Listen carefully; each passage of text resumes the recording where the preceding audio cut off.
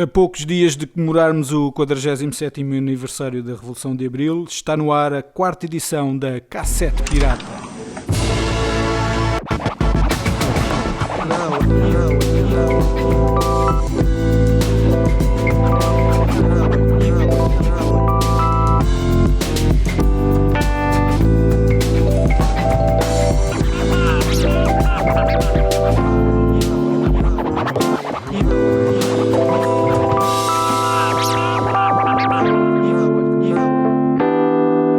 Bem-vindos a mais uma emissão do podcast do Manifesto 64 e hoje à volta da mesa temos Miguel Tiago, António Santos e Bruno Carvalho. Bem-vindos a todos. O nosso tema central de hoje é a epidemia e os direitos económicos, políticos, culturais e sociais. E para darmos início a este nosso lado A deste podcast, lanço a pergunta aos três. Passado mais de um ano dos primeiros casos de Covid em Portugal e dos sucessivos confinamentos, com todas as consequências que daí saíram, sociais, económicas, políticas, como se encontra hoje o país e a vida do povo português?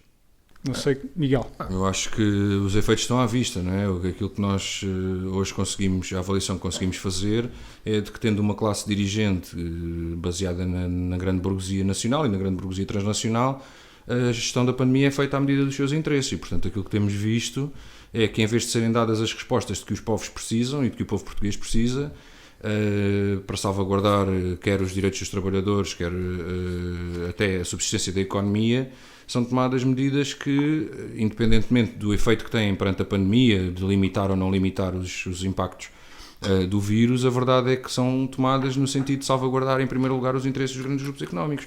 Por exemplo, ao nós tomarmos medidas como confinar todo o país, supostamente confinar todo o país, permitindo que um grande conjunto de pessoas continue a trabalhar nas condições de deslocação para o trabalho em transportes públicos, continuarem nos locais de trabalho sem serem tomadas medidas eficazes contra a Covid, e fechar tudo aquilo que é o não trabalho, portanto aquilo que são os momentos de lazer, de convívio, os momentos culturais, os momentos de luta, hostilizados publicamente pela comunicação social. Isso significa que nós, e reforço, independentemente de estarmos ou não a conter o vírus, a verdade é que, a pretexto e a cavalo de estar a conter o vírus, estão-se a conter um monte de outras coisas, não é? Tipo os direitos mais elementares das populações, o direito a protestar, o direito a lutar pelos seus direitos, o direito a conviver, o direito à cultura. E sem contar com os impactos que isso tem nas pessoas que vivem disso, não é? No caso da cultura, há muita gente que vive disso e que também está limitada nas suas capacidades e nas suas condições de vida. Mas se nós formos olhar, o que é que nós verificamos? Verificamos que os grandes grupos económicos, todos eles, sentiram este impacto de uma forma completamente diferenciada das massas. Portanto, enquanto que entre os trabalhadores nós falamos de perda de emprego, falamos de perda de rendimentos, nos pequenos e médios empresários falamos de encerramento das suas empresas, nos grandes grupos económicos falamos de mais acumulação, não é? Nós vimos os grandes grupos económicos, principalmente os transnacionais, mas se nós olharmos para os nacionais, por exemplo, a banca continua a acumular grandes lucros, porque a banca é relativamente indiferente o tipo de atividade cultural, social e cívica das populações, portanto, continua a haver necessidades de financiamento, continua a haver rendas para pagar, a banca, ainda por cima, na parte que não pode cobrar, que é a parte que está sob moratórias, tem uma garantia pública. Sim, as empresas também de fornecimento de energia, as empresas de fornecimento de energia que aumentaram os lucros, a Galp e outras que vendem os combustíveis aumentam o preço do combustível para combater a diminuição da procura, portanto, ao contrário da lei da oferta e da procura, que sempre nos convenceram que é uma lei que o capitalismo, enfim, que caracteriza o capitalismo. Sagrada. A verdade é que, neste caso, a procura dos combustíveis diminui e eles aumentam o preço para manter o seu lucro.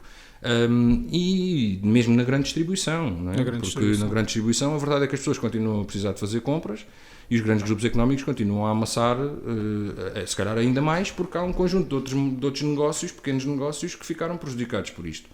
Portanto, eu acho que quando se retrata a pandemia, nós devemos sempre pensar no que é que podia ser feito se o poder fosse diferente, se o poder estivesse ao serviço da maior parte da população, independentemente de acharmos que um confinamento ou medidas parecidas com confinamento poderiam ser necessárias, que outras medidas deviam acompanhar isso. Por exemplo, nós estamos passado um ano da pandemia e não há nota de que o Serviço Nacional de Saúde esteja muito enriquecido a comparar com o ponto de partida. Pelo contrário, está mais depauperado, porque o consumo também foi mais exigente, a ida aos hospitais em torno da pandemia. Mas, noutros casos, a procura até diminuiu e não consta que a resposta esteja a ser dada. Portanto, o Serviço Nacional de Saúde está depauperado depois de termos todos percebido que é um eixo fundamental na resposta à pandemia do ponto de vista das massas, do ponto de vista dos trabalhadores, do ponto de vista do tipo da Amazon ou dos donos da Sonai, é-lhes relativamente indiferente. Aliás, se calhar até dá um jeito porque eles são donos também de hospitais privados. Portanto, há outras medidas que podiam ser tomadas, acompanhando ou não confinamentos graduais ou mesmo com confinamentos diferentes desde que a gente conhece.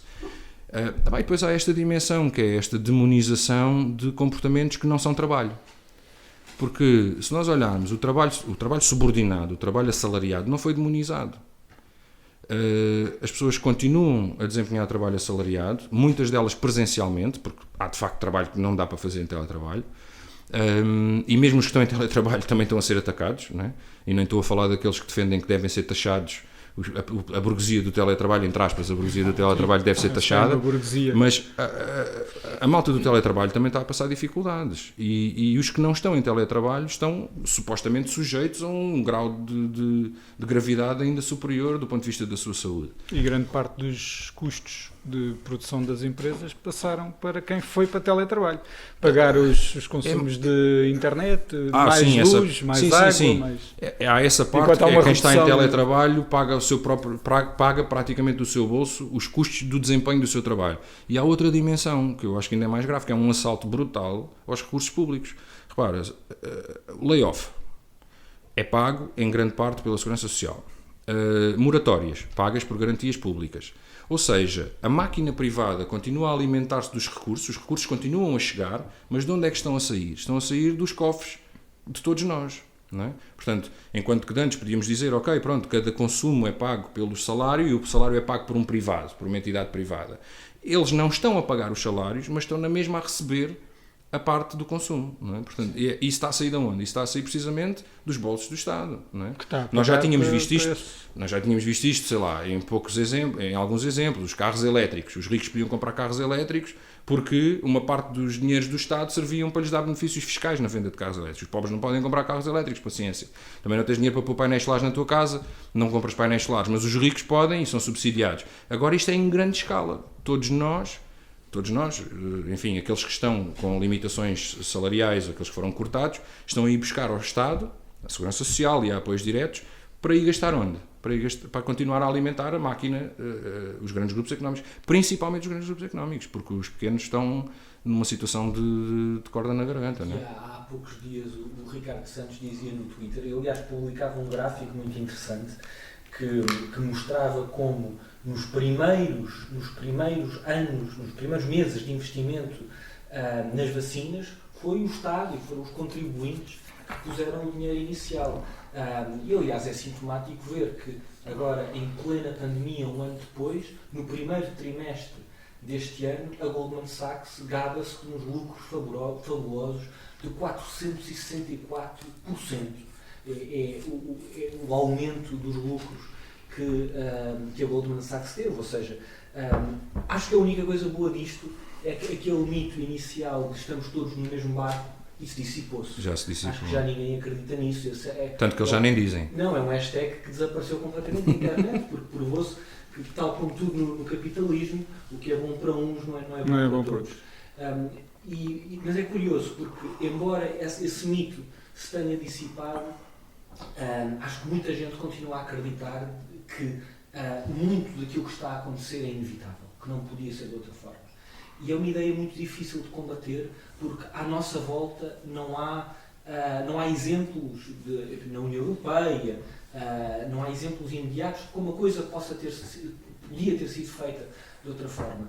Mas, recuando um bocadinho, há exemplos na história muito interessantes. Aqui há pouco tempo estava a ler um artigo de um historiador que se dedicou a perceber como é que há 100 anos atrás os soviéticos, que tinham acabado de sair de uma revolução, enfim, com um país completamente devastado pela Primeira Guerra Mundial, a enfrentar não só a gripe espanhola, mas também uma epidemia de cólera, uma epidemia de tifo, com uma guerra civil às portas, prestes a enfrentar uma invasão das maiores potências mundiais, como é que os soviéticos, há 100 anos atrás, num tempo em que ainda nem sequer havia antibióticos, enfrentaram a epidemia. E é incrível como aquelas medidas que são tomadas num contexto tão difícil são tão corajosas e ao mesmo tempo tão de bom senso. O que é que os comunistas fazem na União Soviética há 100 anos atrás? Primeira medida, tomar conta de todas as farmácias, de todas as fábricas que podem produzir medicamentos. Segundo, garantir que em todas as vilas e cidades soviéticas é construído um hospital de campanha.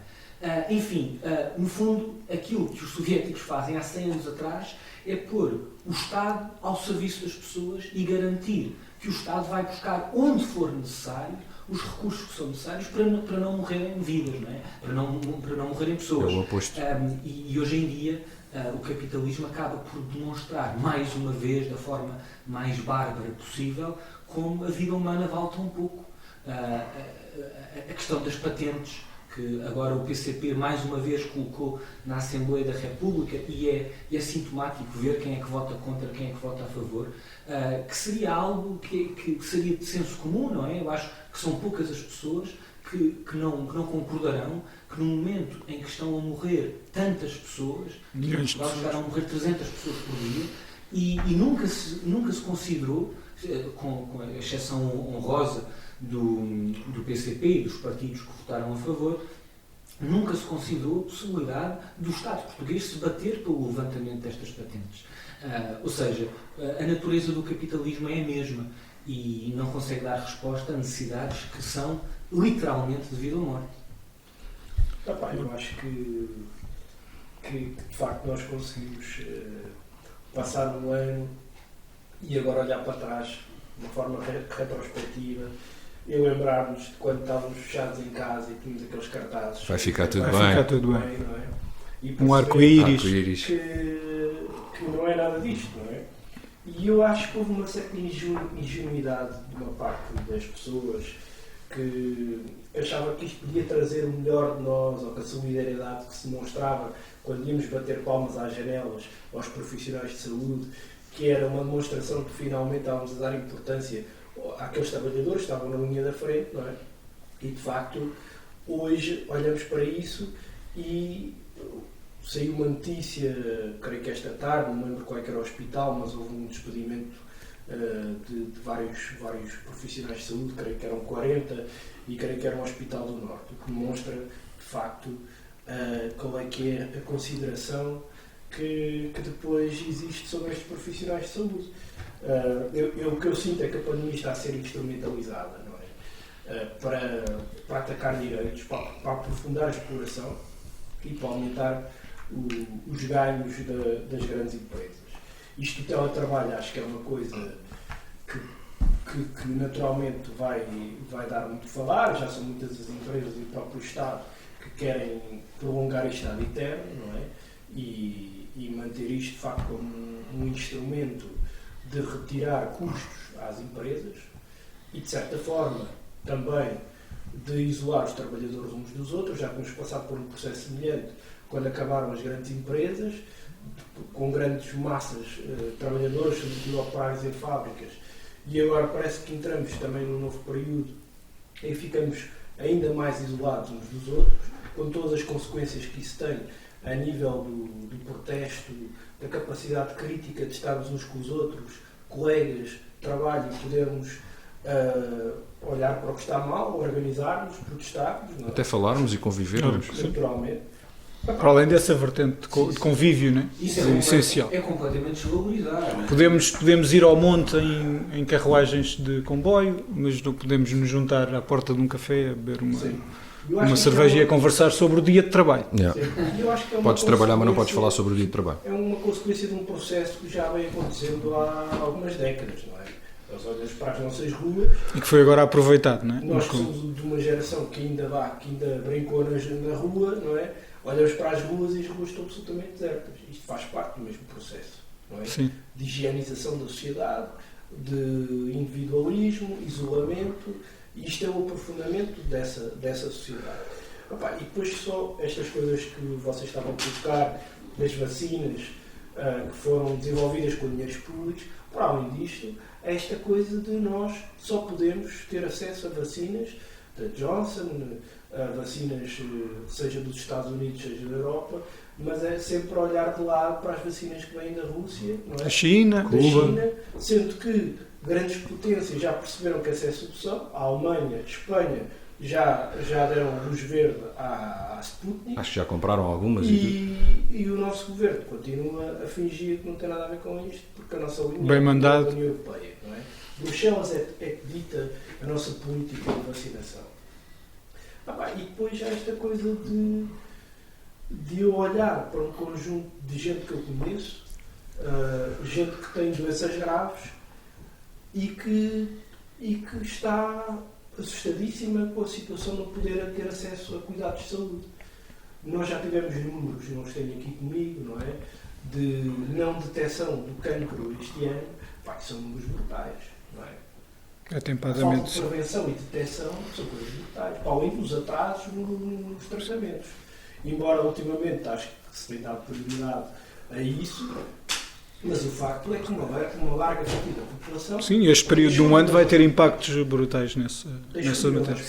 Deixou de ir a consultas, deixou de fazer exames. Ainda muitos centros de saúde continuam fechados, não é? E mais, acho que vai ser necessário algum tempo até nós sabermos ao certo quantas pessoas é que morreram por causa da pandemia. E acho que temos... Sem ser por causa da pandemia. Sim. Exatamente. Sem ser ligação direta. Danos colaterais. E acho que a esquerda precisa de ter o à vontade para falar disto sem ser catalogada como negacionista, porque parece que o debate se extremou a um ponto em que ou somos todos negacionistas ou somos todos confinacionistas. Ou somos todos confinacionistas.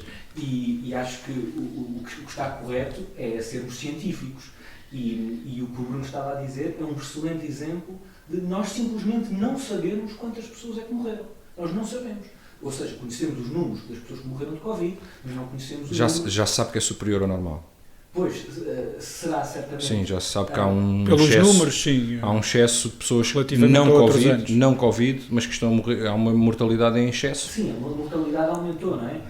Em desproporção com o Covid. Agora, com a Covid. se é menos ou se é mais do que a Covid, eu não sei. Mas isto também liga um bocadinho àquilo que o Miguel estava a dizer do investimento. O investimento que foi feito na área da saúde foi para atacar um problema concreto, mas não numa perspectiva de reforço do sistema. Não se pode dizer que houve investimento. E mesmo assim, não se pode dizer que houve um grande investimento. Por exemplo, cada mês que o país está confinado, nestes termos em que nós temos visto, desde a primeira declaração do estado de emergência e desde o primeiro confinamento, perde-se cerca de, não quero estar a dizer números muito precisos, porque pode não ser igual todos os meses, um mês de verão fechado é uma coisa, um mês de inverno fechado é outra, mas andará à volta de 2,5% de PIB que é perdido cada mês que o Estado está fechado. O que significa que, por exemplo, se em vez de fecharmos 2 meses, fechássemos e investíssemos 2,5% do PIB no Serviço Nacional de Saúde, ficávamos, do ponto de vista das contas, ficávamos na mesma. Ou, por exemplo, se em vez de confinarmos 2 meses, confinássemos as pessoas em função do seu número do BI. Hoje pode ir trabalhar quem tem o BI par e amanhã pode ir trabalhar quem tem o BI ímpar. É um exemplo, não estou a dizer que era uma solução, mas é um exemplo. E isso significava que na prática em 2 meses estavas a confinar apenas porque metade da população estava ativa e outra metade não. Significa que 2,5% do PIB estavam libertados para tu poderes investir. E eu acho até que é melhor investir do que perder, apesar de nas contas ser o mesmo, não é? Gastar ou não ganhar vai dar ao mesmo. Na verdade, um investimento no Serviço Nacional de 2,5% do PIB tem efeitos para o futuro que perder não tem. Perder tem efeitos dramáticos até para o futuro, que é como é que a gente vai recuperar aquele dinheiro. Portanto, há um conjunto de medidas que podiam ser tomadas, e o António resumiu isso bem com um exemplo da União Soviética, em função de qual é a classe que está a ser protegida no meio disto tudo. Enfim, fora de todos os elementos que são jogados de que isto foi inventado, que isto foi introduzido de propósito, nada disso. A questão, independentemente de qualquer origem da pandemia, a questão é que a resposta que é dada é em função de quem está no poder, e quem está no poder defende os grandes grupos económicos como defendia antes da pandemia. E vai sempre aproveitar aquilo que acontecer. O António Guterres, que é insuspeito de simpatias comunistas, não é? Dizia na semana passada que a crise económica que aí vem, não é aquela que já aqui está, é que aí vem, vai ser a maior dos últimos 80 anos a nível mundial. Ou seja, estamos a falar de uma crise como a nossa geração e a geração dos nossos pais não conhece. Como a de 1920. Pois, ou seja, estamos a falar de uma epidemia de fome que aí vem, de desemprego em massa, e o António Guterres dizia algo ainda mais interessante, que a vacina não vai resolver este problema.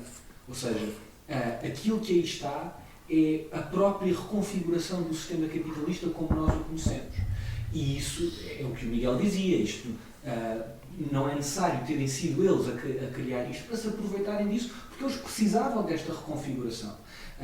Não só porque o capitalismo tem os mesmos problemas que sempre teve, de precisar destruir a própria produção para depois se recompor, como por estar à beira de um esgotamento que tem muito a ver com a competição com potências que estão a emergir e que começam a fazer sombra ao capitalismo americano e ao capitalismo europeu, que é o caso da China. E em função desta concorrência vale tudo, não é? Vale mesmo tudo. Ou seja, acho que a humanidade está confrontada com um desafio, como há 100 anos atrás a Rosa Luxemburgo dizia, que é o socialismo ou a barbárie, e nós agora cada vez vemos mais próxima a sombra da barbárie. Está mesmo por cima de nós. Há pouco o Bruno falou-me de uma questão que eu acho que é importantíssima, que é também a forma diferenciada como a pandemia se abate sobre, ou melhor, como as respostas que os Estados dão à pandemia se abate sobre cada camada da população. Isso depois o Bruno falará disso, mas nós até agora falámos entre a classe, digamos, a classe dominante, a grande burguesia, e a pequena burguesia e o proletariado, porque a pequena burguesia está claramente, eles estão a aproveitar isto para proletarizar a pequena burguesia, portanto, um tipo que tem uma pequena mercearia ou um pequeno café não está claramente nas mesmas condições do que um tipo que tem 10 supermercados no país, ou 100, não é?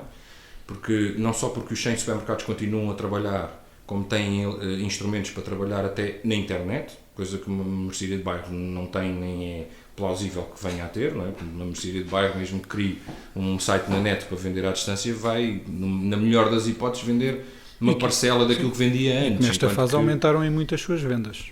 Nessa área. As grandes superfícies, os grandes grupos económicos, com essa capacidade de resposta, de entrega. Claro, e além disso, foram permitidos trabalhar como pequenos empresários não foram, por exemplo. As livrarias os supermercados podiam ter livros e uma livraria não. Posso comprar um livro numa grande superfície, mas não podia comprar um livro numa livraria independente. Eu posso ver, sei lá, um filme de Hollywood na televisão, mas eu não posso ir a um cinema de rua. Eu posso ouvir música numa aplicação de telemóvel, mas não posso ir ver um concerto.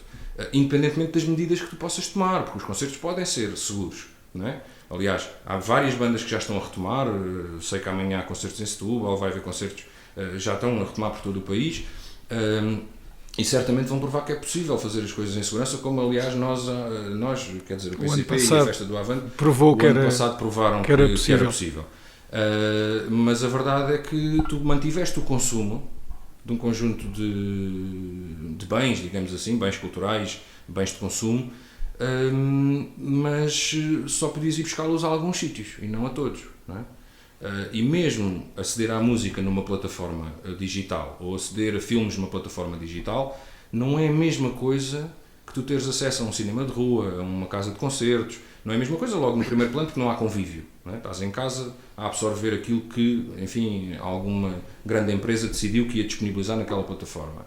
Em segundo lugar, também pelo conteúdo. E por quem é que está a ser favorecido com isso, não é? Já que estamos a falar de cultura, que impactos no processo criativo é que este período pode ter nos artistas?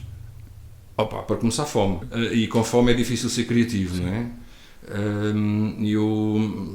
Além do romantismo da ideia do isolamento, pode-nos criar novas ligações criativas no cérebro e eu ter capacidade criativa porque estou em isolamento.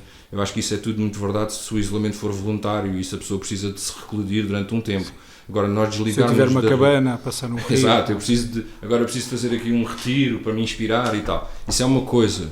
Outra coisa é forçarem milhares de criativos e de criadores a estarem isolados do mundo, onde supostamente se deve beber a realidade que é transfigurada para a arte. Enfim, olha, até desse ponto de vista, quem ganha são os grandes, aqueles que já têm um mercado criado e que, enfim, precisam apenas de obedecer a um algoritmo que diz o que é que as pessoas gostam de ouvir e fazer aquela música, não é? E as justificações para isto, em tantas vezes absurdas. Aqui ao pé de mim há um jardim em que há um grande relevado e os putos costumavam juntar-se ali para jogar a bola. Então, quando a pandemia começou, o que é que a junta de freguesia decidiu fazer? Decidiu ir buscar uma pedreira, isto é verdade, decidiu buscar uma pedreira, calhaus gigantescos, mas calhaus de 2 metros, mas centenas de calhaus gigantescos. Então encheu o jardim todo, calhaus de 2 metros, para os putos não poderem jogar a bola. É uma instalação artística. É uma instalação artística, lá está.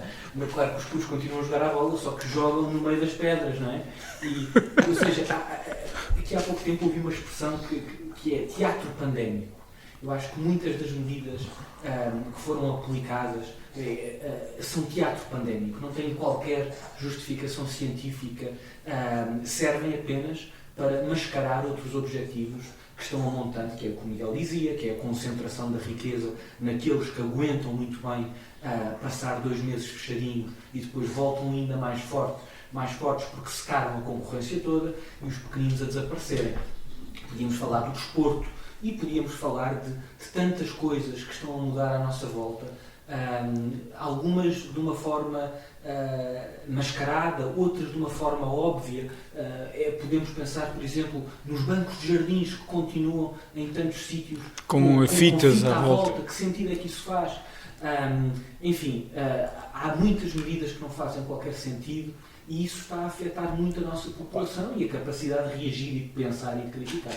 Eu acho que isto que o António diz é também um bocadinho aquilo que se está a viver, sobretudo nos bairros, nos subúrbios. Esta dicotomia entre a forma como a polícia tratou o restaurante Lab em Lisboa, que pôde furar as regras do confinamento. Mais do que uma vez. Mas depois fazem raids policiais em baixo, como na Cova da Moura, em que entram ao tiro e detêm cerca de 80 pessoas para as identificar, não é? Esta forma discriminatória... Que já se via antes, agora só está a escalar. Já se via, porque no fundo é isto, não é? A pandemia o que faz é... escalar aquilo que já acontecia. E de facto o que tem acontecido nos bairros, sobretudo nos subúrbios de Lisboa, mostra bem... aliás, este vídeo que agora saiu no Mirador da Amastor, o rapaz que lá estava, o rapaz negro, era da Amadora, estava a ser multado por 200 euros por estar ali, enquanto ao lado os restaurantes, os cafés estavam cheios de pessoas provavelmente brancas a conviver, no seu direito, porque as restrições neste momento não... Aliás, já estava lá uma esplanada aberta. Sim, as restrições em vigor neste momento permitem que nós possamos circular entre concelhos. E de facto, tudo ali correu mal, porque aquela gente achou que podia multar um jovem que estava ali no mirador, não sei a fazer o quê, mas a fazer o que lhe apetece a fazer, não é? Achou que podia identificar alguém que interpelou o agente. O que interpelou a gente só porque sim, não é? E que ainda por cima achava que só o cartão de cidadão é que dá para identificar e não a carta de condução. Ou seja, aquilo foi um rebuliço de ilegalidades cometido. Mas um retrato fiel daquilo que acontece todos os dias, não é? Claro. Sim. E o que choca sobretudo nisto, nos bairros, é que estamos a falar de gente que é sobretudo aquela que muitas vezes está na linha da frente. Estamos a falar... São os que vêm limpar a cidade. São os que limpam a cidade. Provavelmente são as mulheres que às 4, 5 da manhã se estão a levantar para ir limpar os escritórios. Estamos a falar, se calhar, dos homens que às 5, 6 da manhã se estão a levantar para ir trabalhar nas obras. Não é? E, portanto, o respeito que nós devemos é outro, não é este de mandar a polícia entrar por lá dentro aos tiros, ou pelo menos que o façam de forma legal, não é? E o façam para todos, não é? Porque o que estamos aqui a falar é há uma festa no Porto em que estão todos a dançar e a polícia não intervém, mas há uma festa na Amadora que tem que ser dissolvida a tiro, não é? E a verdade é que esta pandemia vem agravar e vem, sobretudo, na minha opinião, fazer uma coisa que já vinha acontecendo, que era aquilo que estávamos a falar das crianças a brincar na rua, que é, há cada vez mais uma desmaterialização do real, que é um movimento que vem acontecendo dentro desta ideia de pós-modernismo há algumas décadas, mas que tem tido uma aceleração brutal com a pandemia, não é? É que nós ficamos fechados nas nossas casas e tudo o que vemos é virtual. Até a forma como nós comunicamos é virtual, não é? Isso é absolutamente assustador. É assustador. Sim, aqui há pouco tempo um tipo, enfim, que é um grande guru das novas tecnologias, é o gajo que inventou o Doom, o jogo de computador, e depois transformou num super guru das tecnologias. E o gajo dizia que por razões ambientais, atenção, um tipo muito preocupado com o meio ambiente, dizia que não faz sentido nenhum as pessoas acharem que a população mundial pode toda andar de avião a visitar a China, a Europa e a América do Sul. Se todos os seres humanos quisessem fazer isso, não havia nem aviões nem recursos para isso. Então o que é que ele dizia?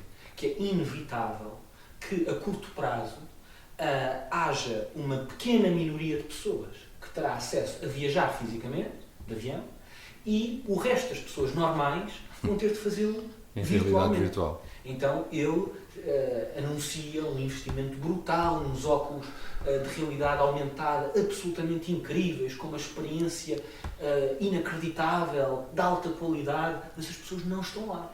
E é isto que o Bruno estava a dizer, não é?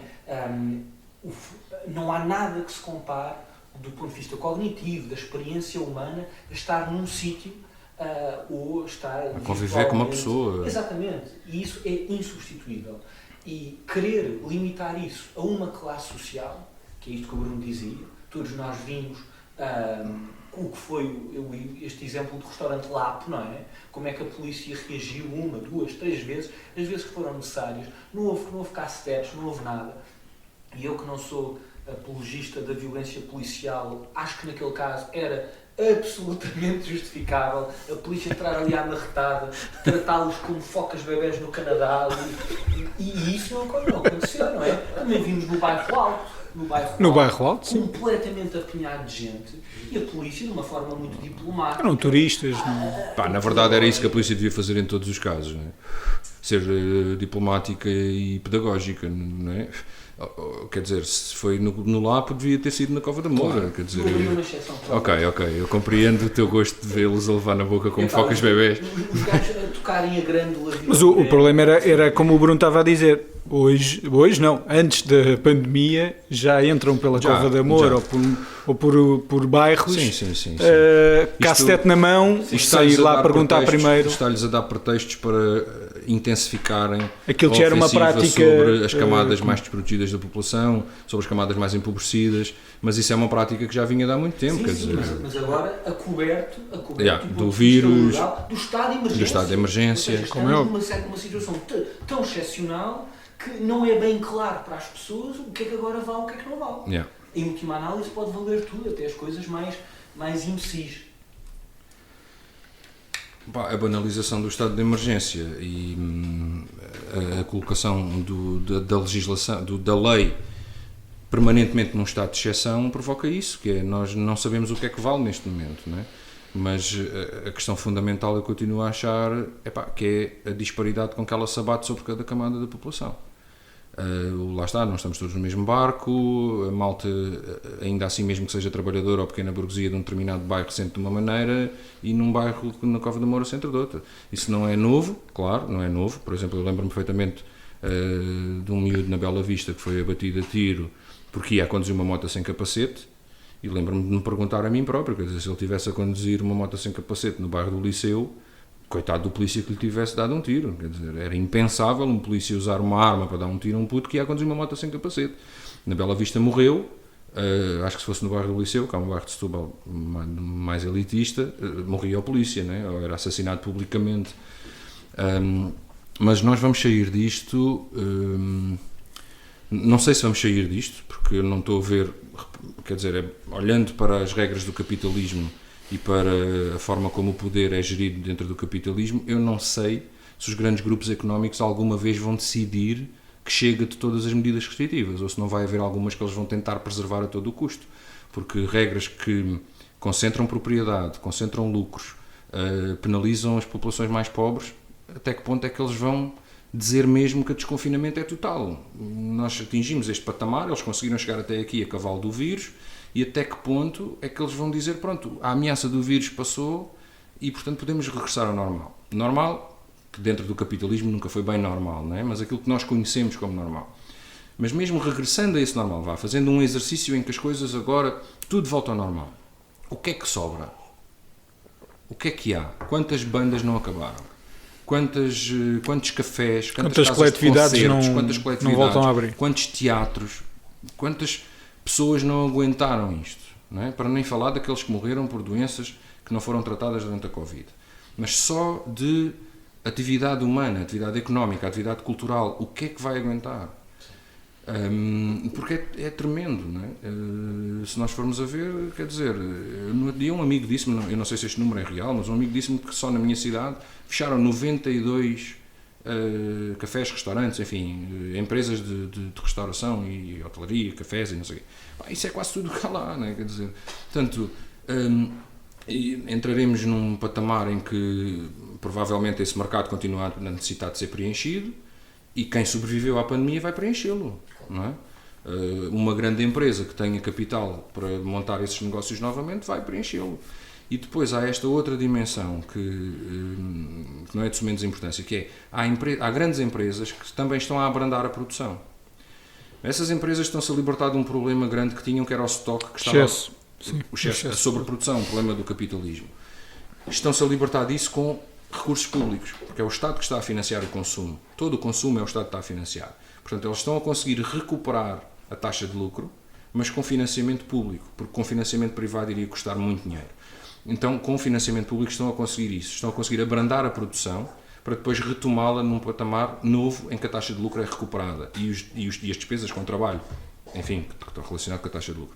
Portanto, é assustador em todas as dimensões esta pandemia e os exemplos que o António deu, eu acho que são muito ilustrativos. Não estamos aqui num debate para ver quem é que acha que o vírus deve ser combatido ou não. Não vamos entrar aqui naquele delírio trumpista e bolsonarista de que isto não existe e temos que continuar a viver como se não fosse nada. Não é isso que está em causa. São necessárias medidas de exceção. Quais são as medidas de exceção?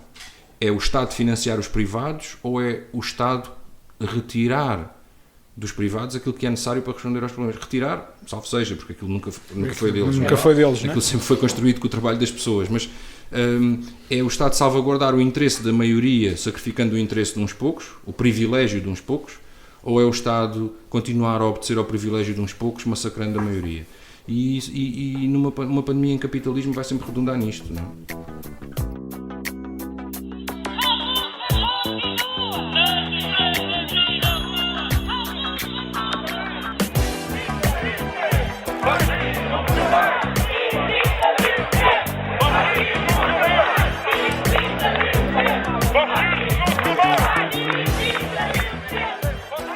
Passamos agora ao espaço Megafone, dedicado ao comentário de ações e lutas. Trazemos a luta dos estudantes, em torno também das propinas. Miguel Tiago. Eu acho que passámos o 24 de março e o 28 de março, o Dia Nacional do Estudante e o Dia Nacional da Juventude, e os jovens, quer sejam trabalhadores, quer sejam estudantes, dinamizaram as suas lutas. Apesar do ambiente de pandemia que se vive, enfim, fizeram também frente àquilo que falávamos há pouco, e eu julgo que pela dimensão que a luta das propinas vem atingindo, a luta contra as propinas, a luta por um ensino superior público, gratuito e de qualidade para todos, vem atingindo há tanto tempo, que é digno de nota, apesar da transitoriedade da medida, que os estudantes tenham conseguido a isenção do pagamento de propina, pelo menos enquanto vigorem estas medidas. Agora, isto deve-nos convocar para pensar qual é a justeza da propina, mesmo fora da pandemia, não é? Porque ela não é justa em nenhum momento.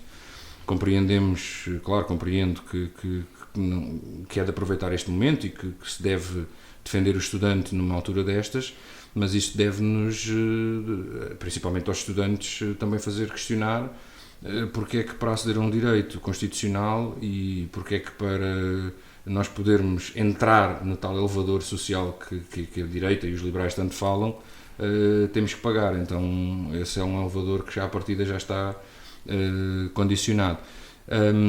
O PCP conseguiu aprovar o fim das propinas enquanto vigorarem as medidas de mitigação da pandemia, da Covid, e conseguiu fazer uma coisa que até hoje era sempre a desculpa para nada se fazer contra as propinas, que era isso vai onerar o Estado. Conseguiu-se introduzir a nota de que o Governo tem que transferir para as instituições de ensino superior o correspondente. Portanto, é uma situação de introdução de justiça num quadro de injustiça, mas que é inspiradora para que os estudantes percebam que, e para que, enfim, todos nós percebamos que, independentemente do contexto em que estamos, a propina é sempre penalizadora. Porque mesmo aquilo que eles dizem, que é quem tem dinheiro pode pagar a propina, aquilo que os defensores da propina dizem, isso também é válido em pandemia, não é? Quem tem dinheiro para se sobreviver à pandemia tem dinheiro para fazer a faculdade e pagar, e portanto o Estado não tem que ajudar. Essa é a maior falácia de todos, porque de facto defender o fim da propina é a única maneira, defender a gratuitidade do ensino é a única maneira de assegurar que quer os pobres, quer os ricos, o acesso é universal. Sim. O acesso é universal e que o Estado português tem a resposta para isso. Quer dizer, eles dizem, mas os ricos têm dinheiro, os pobres têm ação social. Não, essa é a maior injustiça que está introduzida à partida, que é os ricos têm dinheiro, paguem impostos. Os ricos têm dinheiro, paguem impostos e depois financiam por aí. E vamos todos gratuitamente para a faculdade, sejas rico, sejas pobre. Esta é uma vitória, pronto, num contexto difícil, não se pode dizer propriamente que seja um grande passo em frente, mas é certamente um passo que demonstra a injustiça das propinas e que demonstra que há soluções. Nasceu na luta dos estudantes desde há muito tempo, foi respondida no Parlamento pelo Partido Comunista Português e que agora aprovada neste momento está aprovada. Vamos ver como é que no futuro se lida com isto. Querem comentar?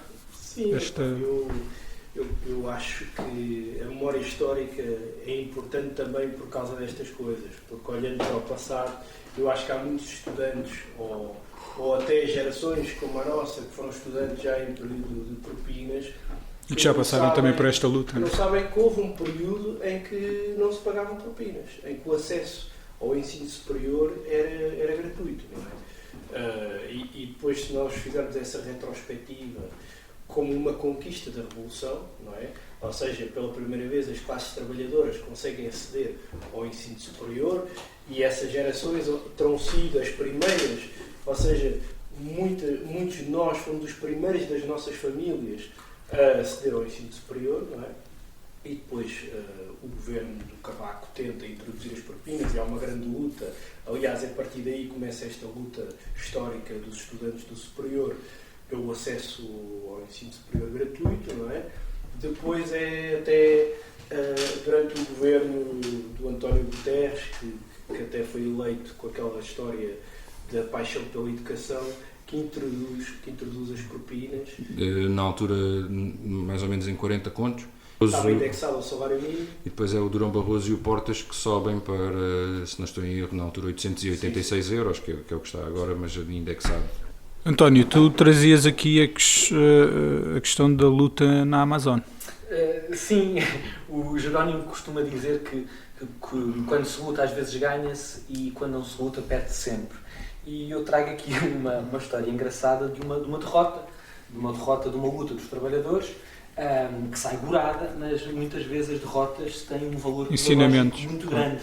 E esta é uma luta que aconteceu num armazém do Alabama, nos Estados Unidos, em que um conjunto de cerca de 2.000 trabalhadores do armazém da Amazon, que enfim é a grande multinacional, propriedade do homem mais rico do mundo, estes trabalhadores decidiram formar um sindicato. E devido às leis muito draconianas que os Estados Unidos, sobretudo o Alabama, têm em relação à formação de sindicatos, é necessário que haja uma maioria de trabalhadores a querer formar esse sindicato. Então, os trabalhadores foram a votos. E os trabalhadores que queriam formar um sindicato sofreram uma derrota estrondosa. Os números são cerca de 730 votos a favor do sindicato contra 1.800 contra o sindicato. E eu acho que esta derrota diz muito sobre aquilo que é a democracia burguesa, esta democracia que nós vivemos hoje em dia. Porque é verdade, as eleições aconteceram e os trabalhadores efetivamente votaram desta forma. Mas antes de nos apressarmos a dizer se as pessoas votaram, agora aguentem-se, é interessante perceber porque é que as pessoas votaram como votaram e em que circunstâncias é que votaram. Por exemplo, a comunicação social, quando fala desta derrota do sindicato, não diz, por exemplo, que as eleições aconteceram numa tenda da Amazon que tinha uma câmara a filmar quem é que lá ia votar. E não disseram, por exemplo, que nessa tenda estava inscrita uma mensagem muito grande que dizia alguma coisa em inglês, como pensa por ti, numa referência ao sindicato que não nos deve representar, não precisamos disso para nada. Como também não disseram que a própria Amazon tinha um programa extremamente sofisticado na internet para identificar em grupos privados do Facebook e do WhatsApp quem é que eram as pessoas que estavam ali a promover o voto num sentido ou noutro, como também não disseram que em reuniões com os trabalhadores prometeram despedir 75% dos trabalhadores caso o sindicato ganhasse. Ou seja, quando dizemos que há democracia porque há eleições, é sempre muito importante percebermos que democracia é essa e que em que condições é feita essa democracia. Porque neste caso aquilo que tínhamos eram trabalhadores que ganhavam o salário mínimo no armazém do Alabama contra o homem mais rico do mundo. Ou seja, quando pomos os séniores a jogar contra os júniores, não podemos ficar surpreendidos quando os séniores ganham. Não sei se algum de vocês quer dar mais alguma chega sobre isto. Acho que a única transposição que nos cabe fazer, duas notas. A primeira é que as derrotas são sempre necessárias para aprendermos a construir vitórias. São precisas muitas vezes muitas derrotas para conseguir uma vitória. Isso não nos deve desencorajar. Por vezes há aquela malta que tenta retratar com particular intensidade as derrotas, que é para nos desencorajar de lutar. E portanto aqui é exatamente o contrário. O exemplo deve nos inspirar a lutar por aquilo que acreditamos e ao mesmo tempo fazer-nos questionar qual é o tipo de democracia que vivemos. E isto que o António ali descreveu não está assim muito distante do contexto em que são disputadas muitas das eleições até políticas, né? Até para escolher governos. Não são raros os casos em que delegados sindicais ou agentes políticos, funcionários, dirigentes do PCP, funcionários do PCP são impedidos de entrar nas empresas para fazer ou propaganda política ou acompanhar um plenário, ou não são raros os casos, até pior, em que dirigentes sindicais e delegados sindicais são hostilizados brutalmente pelos seus patrões e muitas vezes despedidos. E muitas vezes despedidos. Né? Portanto, esse tipo de democracia entre aspas deve-nos fazer de certa forma questionar em que tipo de democracia é que nós vivemos. Quer dizer, se uma empresa proíbe um plenário de trabalhadores no seu espaço, quando a lei, inclusive a lei em Portugal, certamente é melhor que a do Alabama, presumo, não conheço a lei do Alabama, mas certamente é melhor, e até permite, aliás, obriga a que as empresas disponibilizem espaços para os plenários, e não são raros os casos em que as empresas não disponibilizam e até pressionam os trabalhadores que ousem solicitar um espaço para fazer um plenário, ou aqueles que ousem participar no plenário, ou o dirigente sindical que ousa entrar na empresa.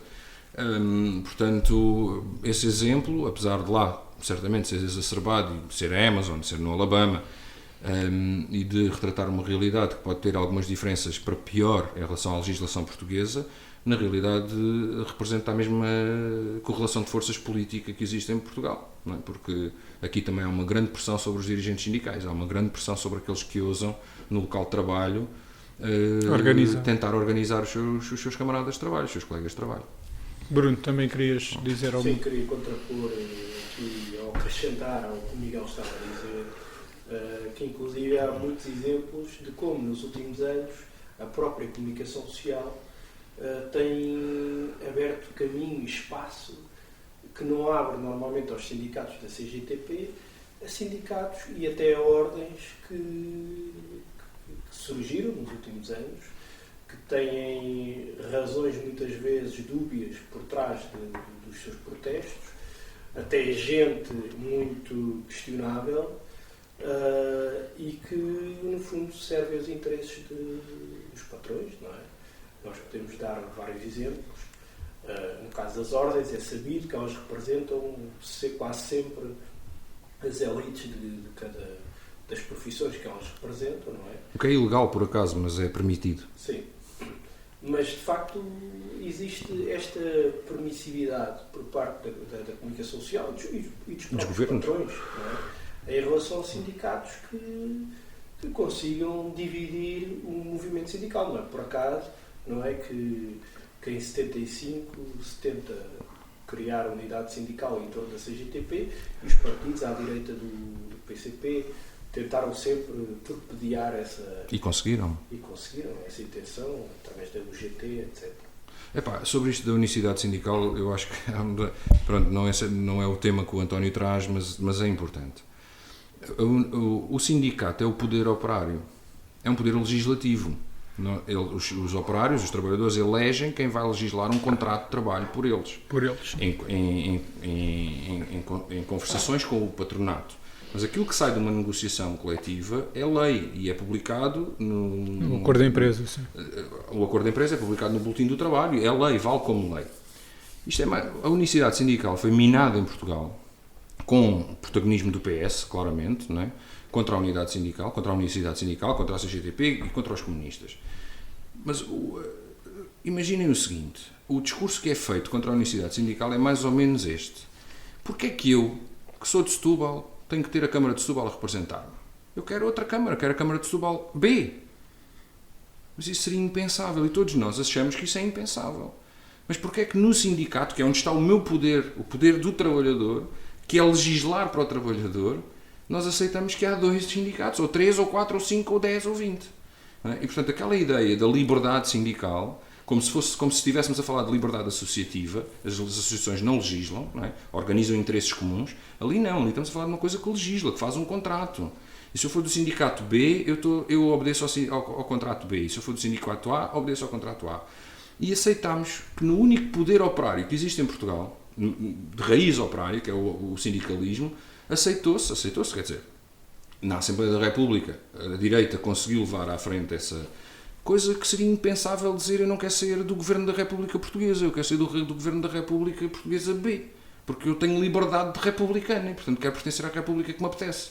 Não quero ter as leis desse país, quero ter liberdade e quero estar aqui com vocês e fazermos a nossa República. Portanto, é uma espécie de sedição organizada pela direita dentro de um poder muito específico, que é o poder operário.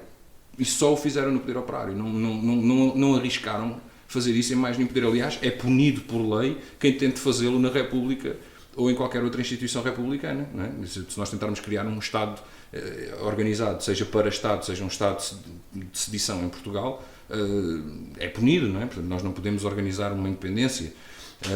E ali isso foi estimulado e foi vendido como uma grande conquista. Com um objetivo também concreto. Claro, o objetivo de dividir os trabalhadores.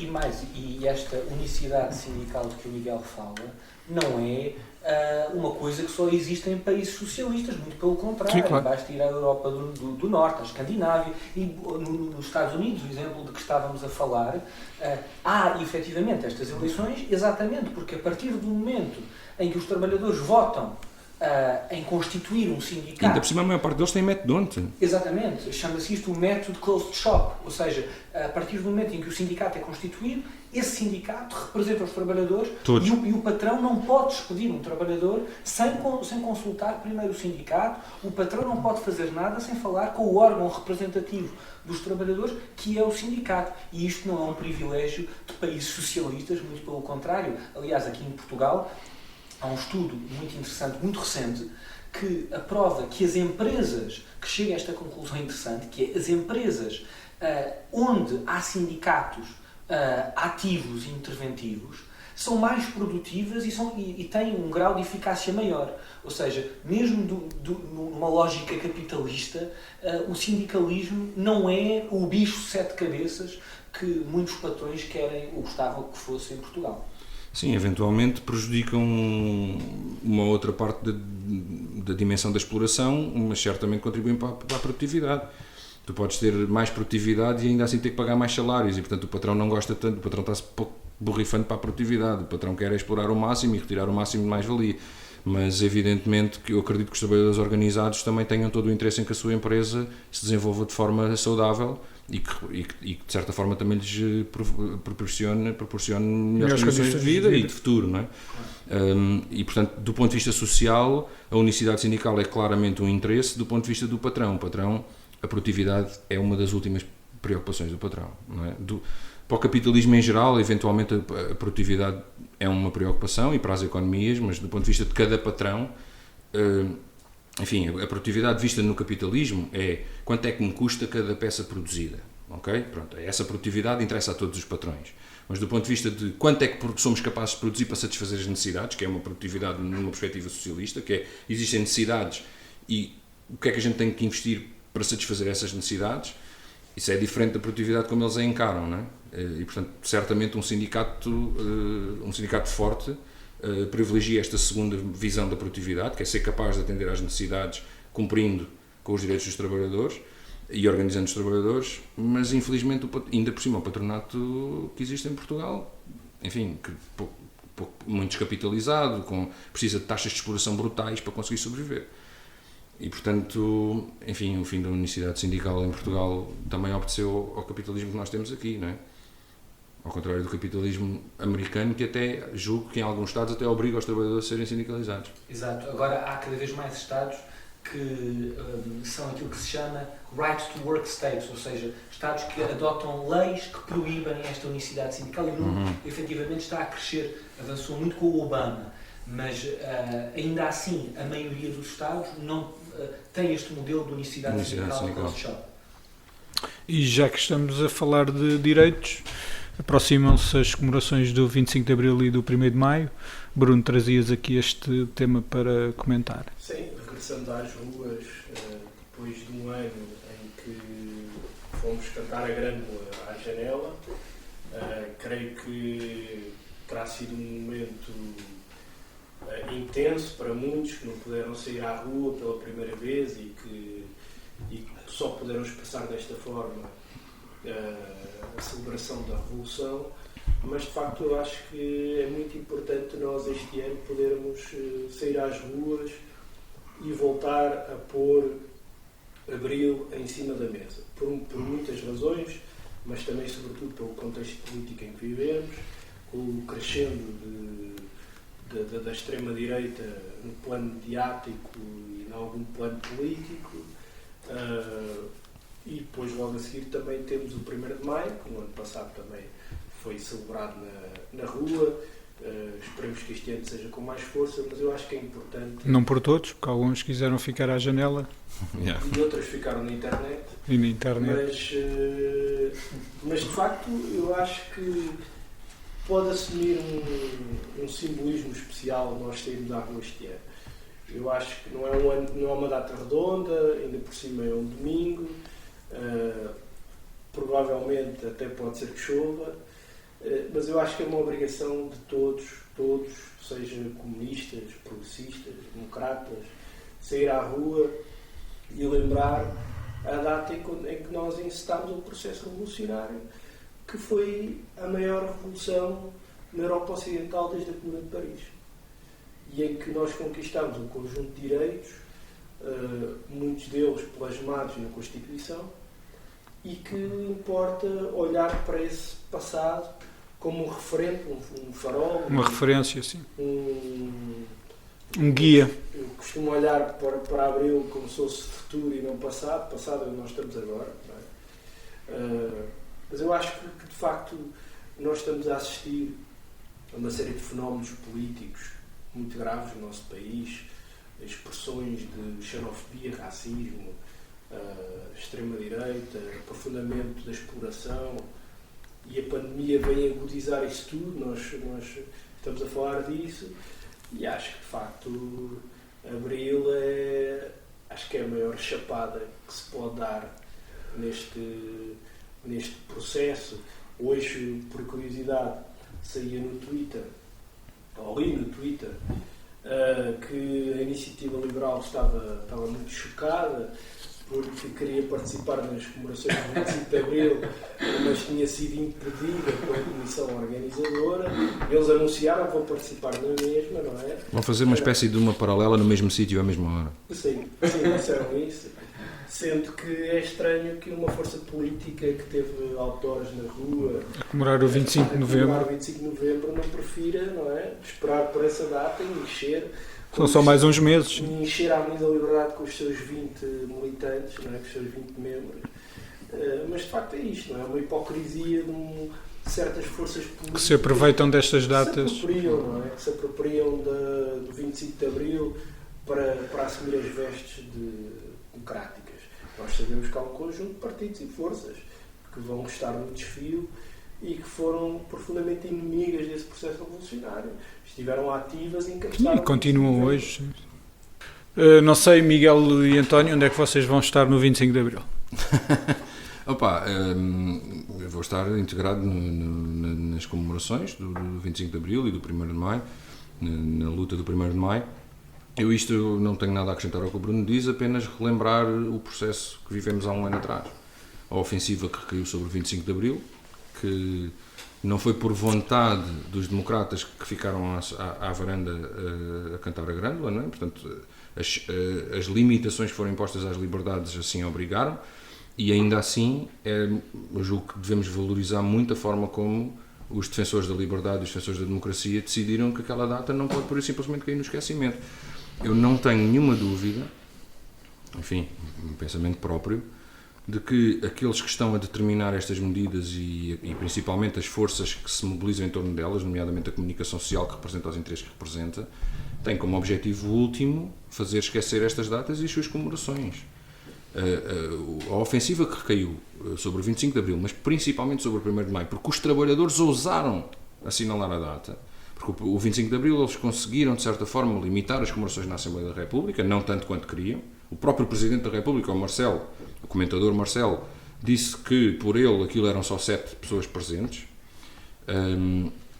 mas, enfim, não conseguiram isso. A comunicação social insistiu, tentou, partidos da Assembleia da República tentaram, não se conseguiu, as comemorações na Assembleia decorreram, enfim, adaptadas à pandemia, mas ocorreram. Mas a manifestação de rua não decorreu e, portanto... Mas também não conseguiram limitar a expressão... Exatamente, as pessoas em que as pessoas... Todas as organizações encontraram formas de expressar o seu apoio àquela data e ao significado daquela data. Mas aquele apoio está longe de ser aquilo que nós sentimos como o 25 de Abril. Claro. Não é? Portanto, foi uma situação excepcional. O 1º de Maio deu-se um passo em frente e os trabalhadores demonstraram que não iam aceitar nenhuma situação de exceção para justificar, calar e a ofensiva foi muito mais grave, não é? E a ofensiva foi brutal sobre o 1º de Maio. Já estavam a preparar a ofensiva contra a festa do Avante, aproveitaram o 1º de Maio para começar aliás, a festa do Avante começa a ser atacada na comunicação social 3 ou 4 dias depois do 1º de Maio.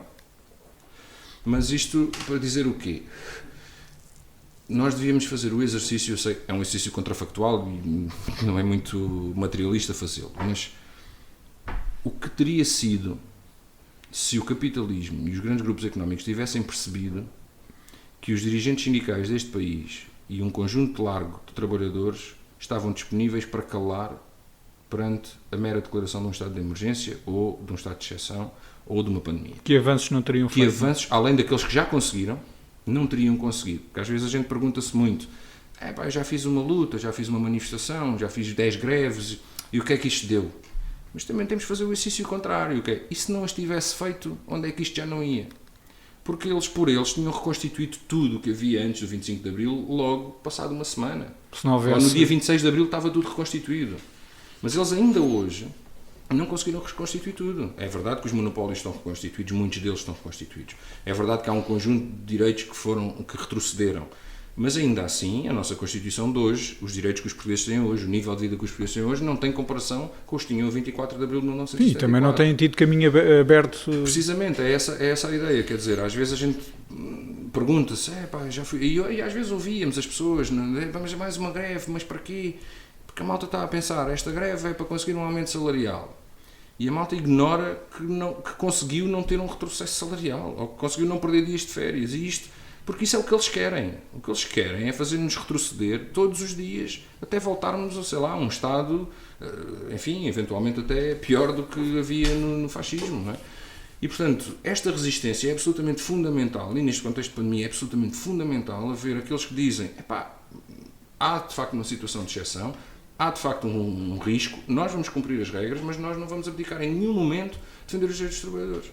Principalmente aqueles que foram eleitos para o fazer, que foram os dirigentes sindicais, que foram aqueles que saíram à rua no 1º de Maio, e pronto, isto é transponível para o 25 de Abril, apesar de não serem sindicatos. Mas acho que um dia mais tarde a historiografia de tudo isto há de ser feita, esperemos que pelos vitoriosos e que não sejam os que estão agora, e há de se escrever nas páginas da história de que, independentemente do contexto, houve aqueles que não baixaram a guarda e que não permitiram que isto fosse ainda mais aproveitado do que aquilo que já está a ser. Porque eu julgo que se o 25 de Abril e o 1º de Maio não se tivessem realizado, e a festa do Avante, julgo que é importante também referenciar, as coisas hoje seriam muito diferentes. António? Sim, isto que o Miguel diz é muito importante, porque estes interesses que o Miguel fala permitem-nos ver que pela primeira vez em muitos anos há a possibilidade de classes dominantes voltarem a olhar para o fascismo como uma opção. Isso vê-se nesta ânsia proibitiva, isto vê-se nesta pressa de fazer os direitos que nós conquistamos regredirem muito mais rápido do que vinham fazendo até há 20 anos atrás, por exemplo.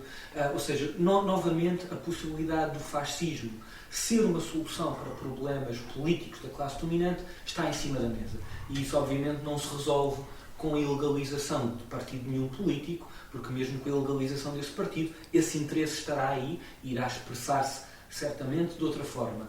E daí as celebrações do 25 de Abril e do 1º de Maio este ano terem uma importância acrescida.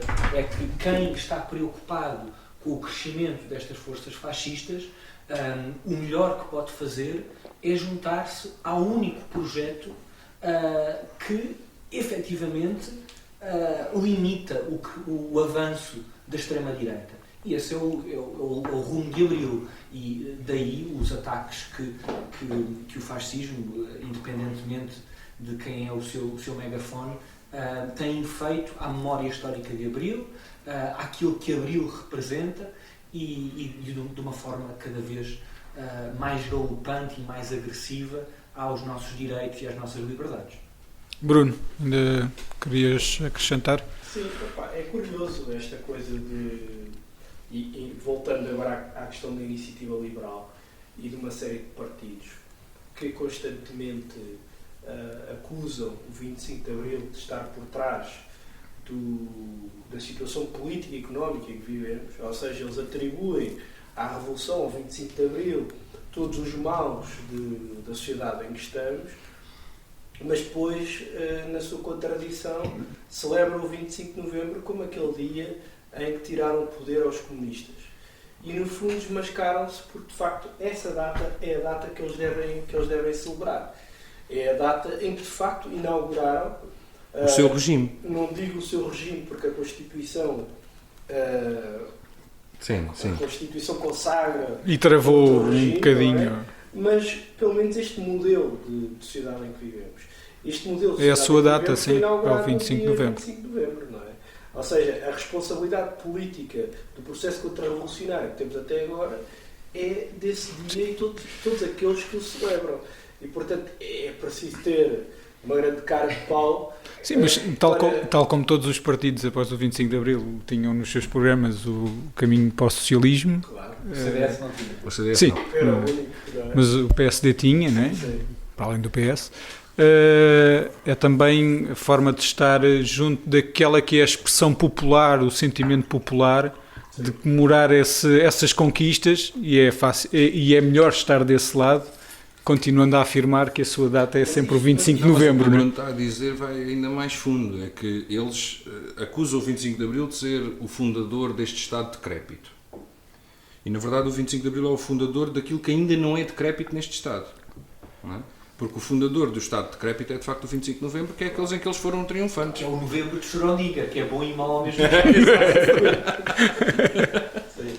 Mas o surpreendente, e eu acho que muitas vezes também pode ver-se alguma incapacidade de transmitir às pessoas, mas pronto, nós não temos os jornais, as televisões para ter essa capacidade de explicar que de facto o regime em que nós vivemos, ou o modelo de sociedade em que nós vivemos, não é o modelo de sociedade de Abril.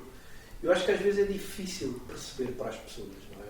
Ou seja, como é que nós temos uma Constituição progressista, mas simultaneamente vivemos neste estado de coisas, não é? É uma grande contradição. Como é que os comunistas, a esquerda, defende a Constituição, supostamente é o que consagra o regime em que vivemos, mas simultaneamente combate o regime em que vivemos. Não é?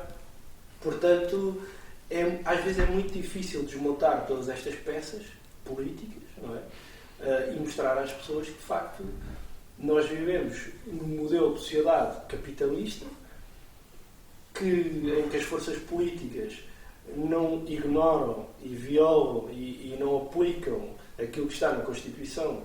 Foi fundada em 76, sim. Apesar de já muitas alterações. Sim. Apesar das alterações. E portanto, o que nós precisamos é de resgatar aquele período. Estamos a falar de uma revolução que não durou sequer 2 anos. Não durou 2 anos. Yeah. Mas que teve uma profundidade. Nós olhamos hoje, na atualidade, para processos progressistas. Sim, mas o que partes estás a dizer é muito curioso, que eles festejam tanto o 25 de novembro como o fundador da democracia que se libertou do poder comunista, mas ao mesmo tempo acusam o 25 de Abril e a Constituição que temos por ser o podre da nossa sociedade. Portanto, eles festejam o facto de a terem vencido, mas em tudo o que é mau remetem para o 25 de Abril. Claro, não é? mas a iniciativa liberal, que acusa, ou seja, o governo de ser socialista e de viver no socialismo, e o socialismo ser o responsável de todos os males. São os mesmos que dizem que venceram o socialismo. Sim. E que agora querem comemorar o 25 de Abril.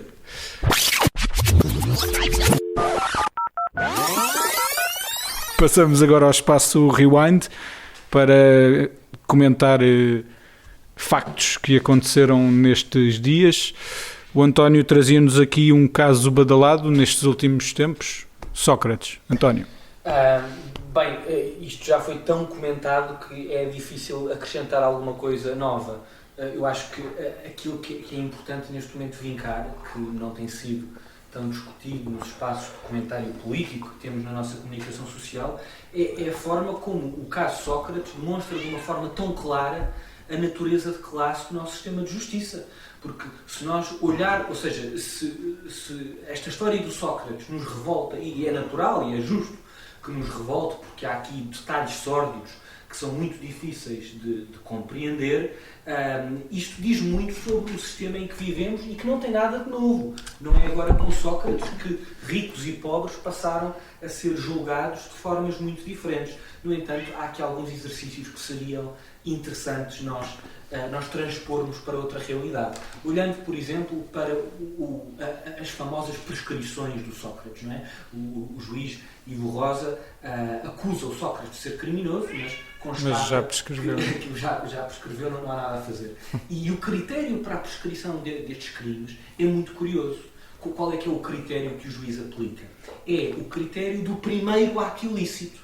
Ou seja, o ato ilícito pode ter demorado anos, mas o que conta é quando começou.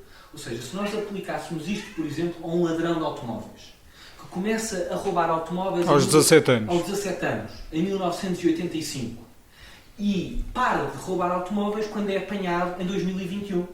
Ora, em 2021, quando é apanhado em flagrante delito, o crime já prescreveu, porque o primeiro ato ilícito foi há não sei quantos anos atrás. Ora, isto que para nós é ridículo, só é ridículo porque nós estamos habituados a ver os pés rapados, os desgraçados que são apanhados em crimes de delito comum, muitas vezes a irem parar presos por este tipo de coisas, mas obviamente isto não se aplica às chamadas elites.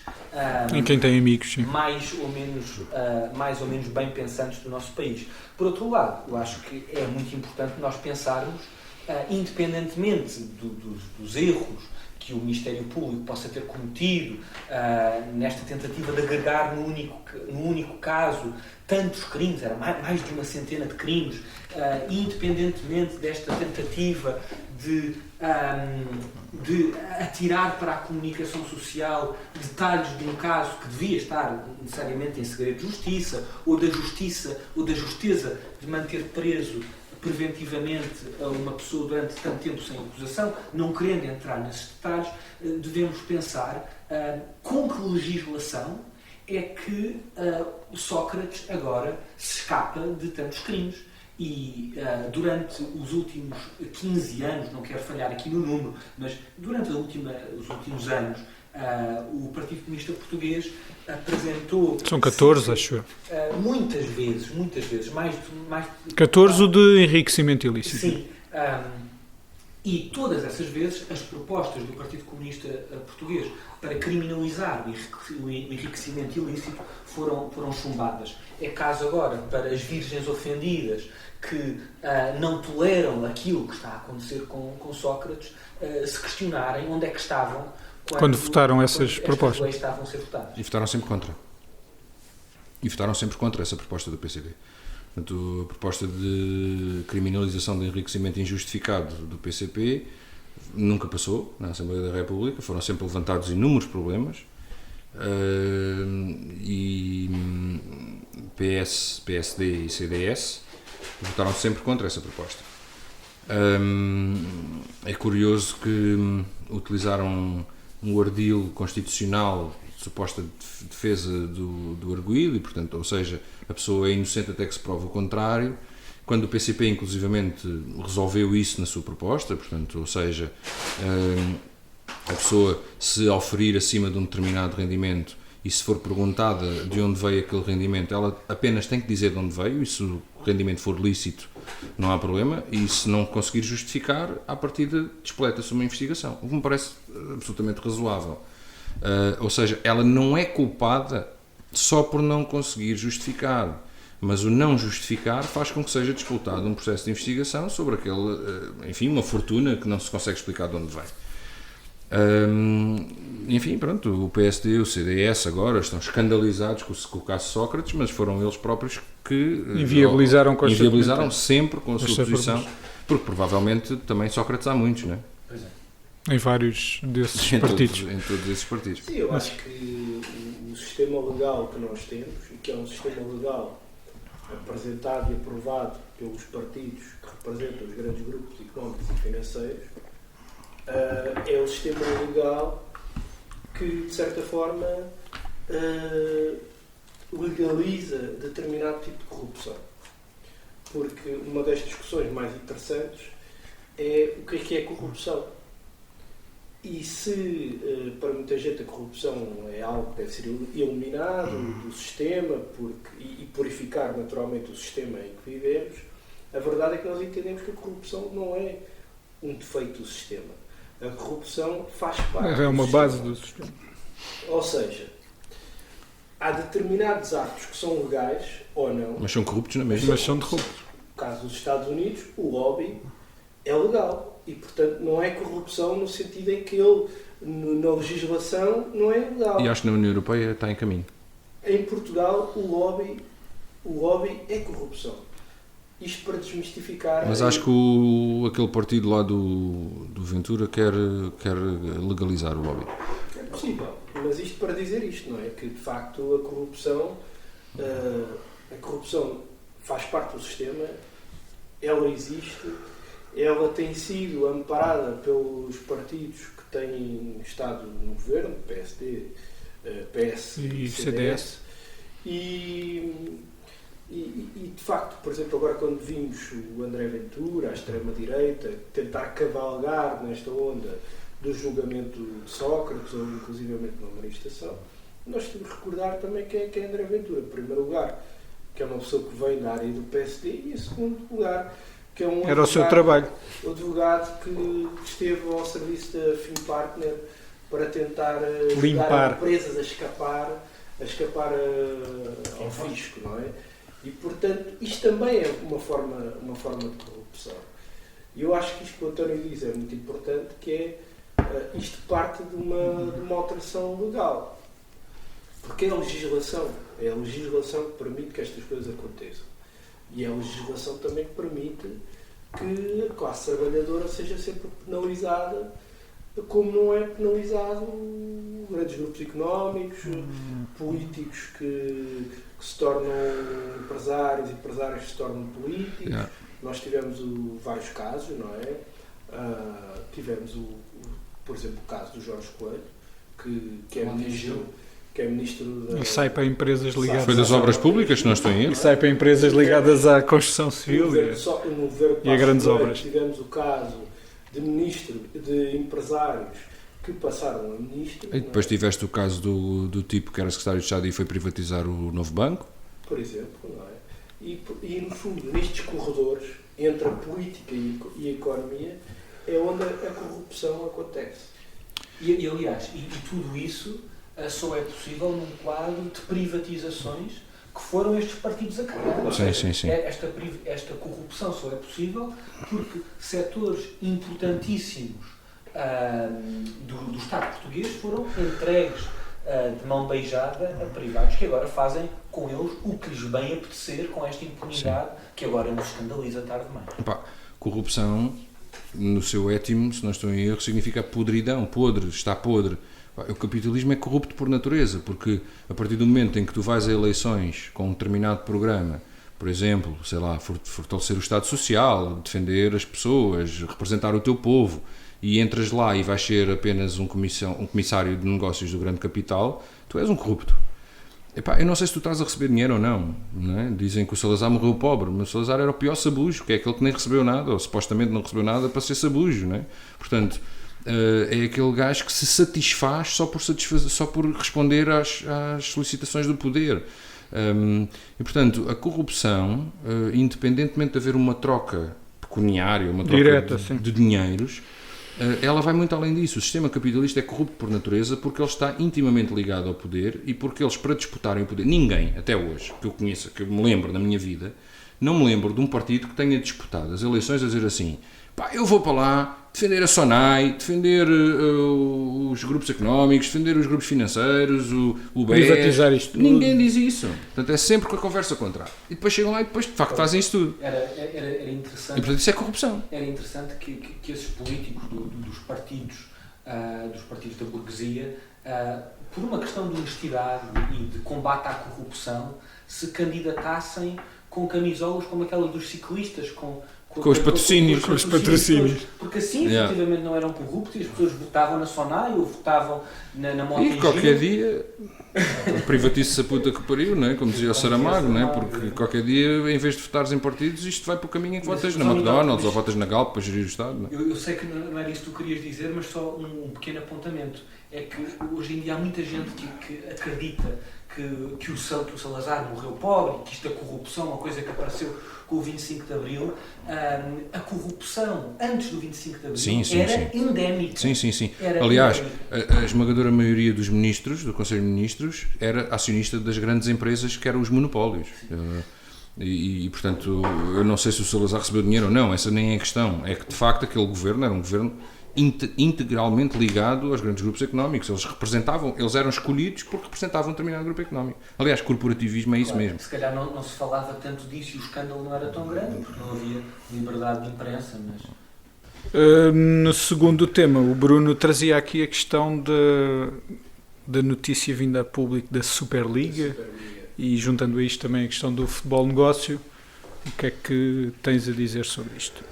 Então, 12 clubes juntaram-se para anunciar a fundação de uma Superliga, um campeonato elitista dos grandes clubes europeus, fechado à participação de outros e com o alto patrocínio de grandes empresas, de grandes bancos, com a presidência do ex-líder do Real Madrid, Florentino Pérez, e que tem provocado indignação pelo mundo inteiro, e pelos clubes, pelos sócios dos clubes, dos jogadores também, alguns treinadores.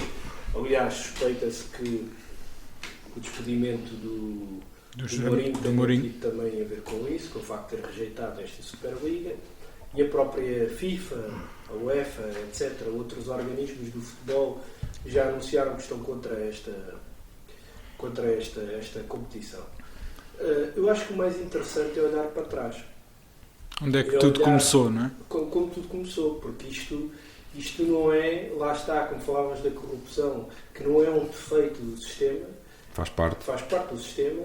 Esta Superliga não é um defeito, ela faz parte deste sistema em que se transformou o futebol, porque nos anos 90, com a entrada dos países na CE e posteriormente com a criação da Lei Bosman, não é? Quando se permite a circulação dos jogadores de futebol entre os diferentes países, começa o problema.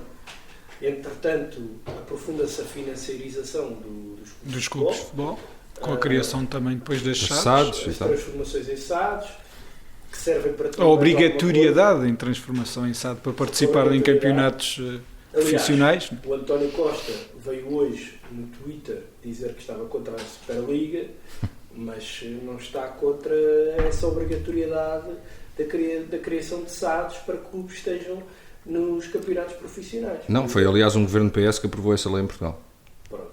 É um governo do Sócrates. E de facto, o que nós assistimos é esta podridão em que o futebol está cada vez mais distante dos adeptos, está cada vez mais distante daquilo que é o associativismo, daquilo que é a expressão popular de um desporto que foi sempre o desporto dos pobres, não é? Todos nós, ou alguns de nós, jogámos à bola nas traseiras de casa e depois íamos para os clubes do bairro jogar à bola, íamos para o clube do bairro, jogar com os nossos amigos, não é? E de facto aquilo que o futebol é hoje é totalmente diferente. São grandes empresas que promovem a lavagem de dinheiro, em que os jogadores deixaram de ser um simples jogador e passaram a ser um ativo financeiro, não é? Em que entram milhões e milhões através de publicidade, através de múltiplas atividades financeiras. Eu acho que é grave, mas é um sintoma, não é? Ou seja, eu acho que as pessoas estão chocadas, mas se calhar já deviam estar chocadas há mais tempo com outras coisas que acontecem no futebol.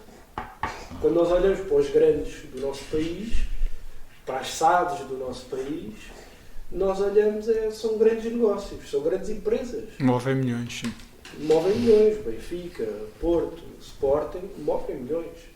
E uma pessoa, como é que uma pessoa pode olhar para aquilo e dizer, aquilo é um clube, é uma associação desportiva, em que os seus sócios decidem livre e democraticamente as decisões do seu clube, participam ativamente, quando depois tu tens ali uma grande empresa que tem bancos, tem fundos, tem um conjunto de empresas por trás com grandes interesses.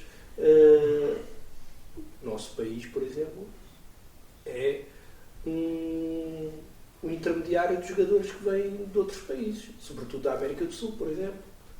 Muitos jogadores da América do Sul são comprados por clubes portugueses, eles jogam aqui 2, 3, 4, 5 anos e depois são vendidos para os grandes clubes europeus. E é este papel, um bocadinho aquilo que nós olhamos para Portugal dentro da União Europeia. O papel de Portugal na União Europeia, do ponto de vista da economia, é o turismo, a construção, um conjunto de atividades para as quais nós já fomos retirados da pesca, da indústria mineira, etc. E no fundo o futebol é isto. Foi dividido um conjunto de países, um conjunto de clubes que estão em determinados patamares desse sistema capitalista de futebol. E no fundo a criação da Superliga é o culminar de um processo que já vem desde os anos 90. Pois, opa, eu bola por ser puto, né? Lá no clube, lá nos jogos de bairro, toques, eu era o último a ser escolhido e o gajo Ias tinha à que me baliza, escolher, né? não, e o gajo tinha que me escolher, às vezes desistia, né? Tipo, dizia, se o Miguel tem que ficar na minha equipa, eu não jogo. Portanto, bola por ser zero, mas epá, há muito tempo que pratico desporto e inclusivamente fui atleta de um clube. Epá, e a ligação que o desporto tem com as massas no futebol foi completamente desvirtuada. O capitalismo apropriou-se dela de uma forma ainda mais, digamos, na Europa, porque se calhar nos Estados Unidos isso é válido para outros desportos, né? Tipo o basquete, o rugby, em que até desvirtuam os sistemas de entrada nas universidades, enfim. Mas aqui, no nosso espaço, naquilo que conhecemos, o futebol destacou-se claramente de um desporto. Nós jogamos futebol no bairro, pronto, e há clubes de bairro.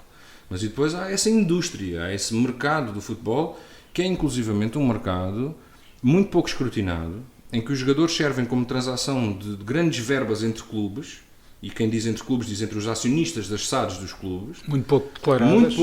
Muito pouco escrutinado, em que agentes se apropriam de uma grande fatia dos valores, em que os dirigentes dos clubes também conseguem encaixar grandes verbas à pala dessas transferências, e portanto é muito pouco escrutinado. É uma apropriação por parte vamos lá ver, se é uma SAD, ela está à disposição dos seus acionistas e, portanto, os acionistas vão gerir a SAD não em função da sua relação com o desporto, mas em função daquilo que conseguem encaixar em cada ano para distribuir os seus dividendos. E isso já não é desporto. Não é? Isso já não é desporto. Agora, sobre a questão económica da coisa e financeira, porque da parte desportiva também não percebo muito.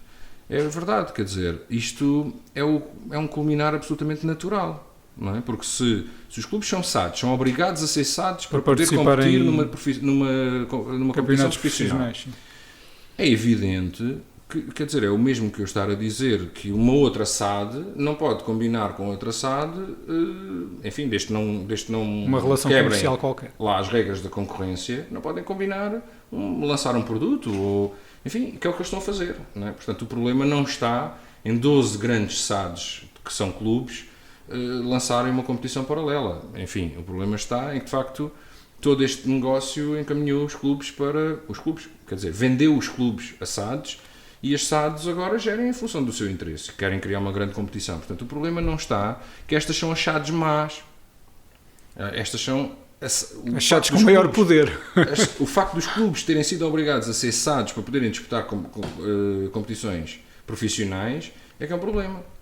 E gerou vários problemas, quer dizer, nós chegámos aqui a questionar, eu lembro-me do PCP até questionar na Assembleia da República, mas quer dizer, a lei portuguesa agora diz que para disputar uma competição internacional tens que ser uma SAD. Então o Barcelona não pode vir jogar a Portugal, porque o Barcelona na altura não era uma SAD, e acho que ainda não é.